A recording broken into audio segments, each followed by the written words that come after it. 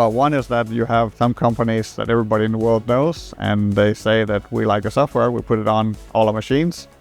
We have customers with 100,000 machines that put our software on. That both show that we do things right and they trust us. So that's really rewarding. But for me personally, I really love going to work every morning, and it's because I also do development. I just like to build things. It's the same way like when I was a kid. You can play a computer game. All of a sudden, I'm building one. When I'm finished, I can play the game. It's just exhilarating. It's the same thing here. Like when you build some new stuff and we can use it. And I was just the other day we built some new stuff. I was just looking at it. I was thinking, I actually couldn't have done that better. That's pretty cool, right? And then I just like the building side of it, and I just love when you look at it and say, that's pretty good.